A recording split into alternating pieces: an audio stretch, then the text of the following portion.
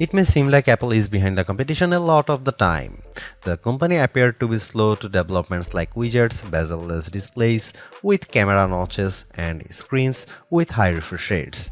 And with the iPhone 16 Pro, it appears to once again be late to the party, bringing generative AI features and a real button for the camera to its 2024 flagship.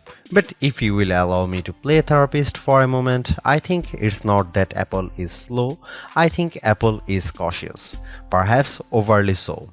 Caution on its own isn't a bad trait, in fact, it could be considered thoughtful rather than rushed to the cutting edge with its peers. Apple delivers, usually finding a slightly different approach that is often an improvement on what's out there. Just look at the Vision Pro headset or Apple Silicon, or even the iPod, the iPad, and the AirPods, which were far from the first of their kind when they launched. I am getting deja vu. Looking back at my review of the iPhone 15 Pro, I see a picture of that phone and its predecessor lined up by side to show just how much thinner the bezels are. Apple has once again trimmed the borders on its flagship phones, but while doing that enabled it to reduce the handset's size in 2023. This year it allowed the company to cram in larger screens without much change in footprint. The iPhone 16 Pro and Pro Max displays have increased in size from 6.1 inches and 6.7 inches up to 6.3 inches and 6.9 inches respectively. Both handsets have grown ever so slightly too, by just under 1mm in width and about 3mm in height. Basically, the iPhone 16 Pro and Pro Max are a hair wider and taller than their predecessors but maintain the same 8.25mm profile, and yet in spite of this minimal change, you won't be able to keep your old cases if you are upgrading from an iPhone 15 Pro to an iPhone 16 Pro. Not only would the cases not quite fit, you'd also need something with either a cutout or a sapphire crystal and conductive layer to be able to use the new camera control. Of course, Apple sells compatible cases, as do some third parties like OtterBox, so you have plenty of options. I have spent most of this year's hardware review season remarking how Samsung and Google's flagships feel like iPhones, and I have now reached a strange inception point.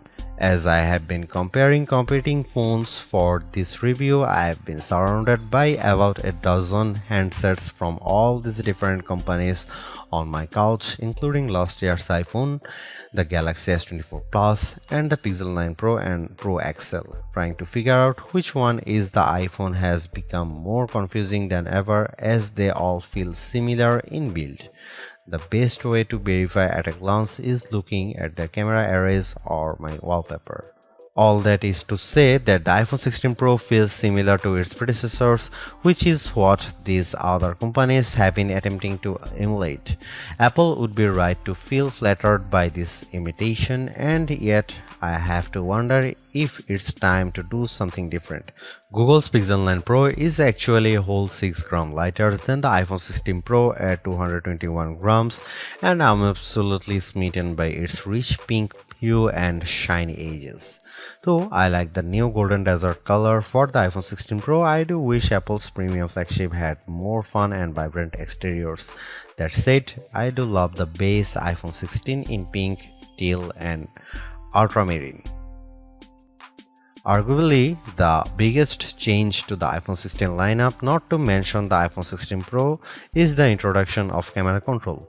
This is a button on the right side of the device which has touch and pressure sensors on it to enable greater control with swipes and semi-presses.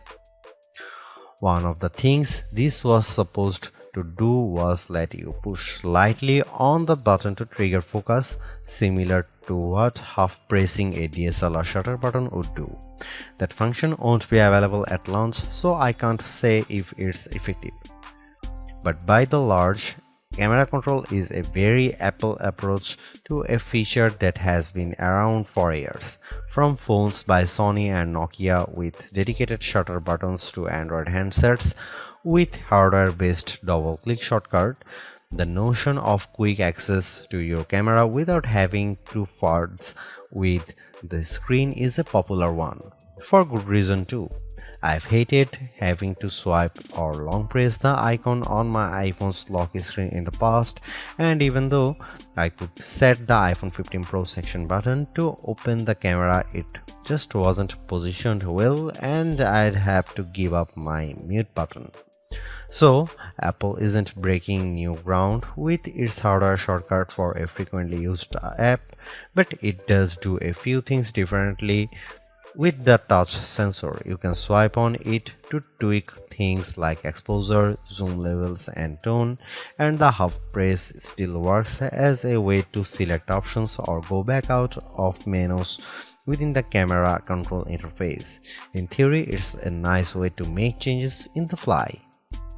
In reality, there are a few issues and they largely have to do with placement.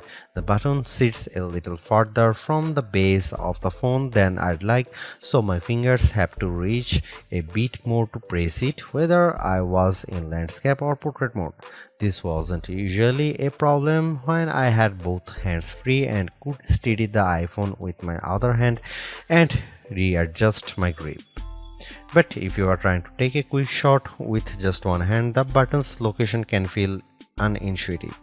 Of course, everyone has different finger lengths and ratios, so it's entirely possible that other people find this logical. It also depends on your grip.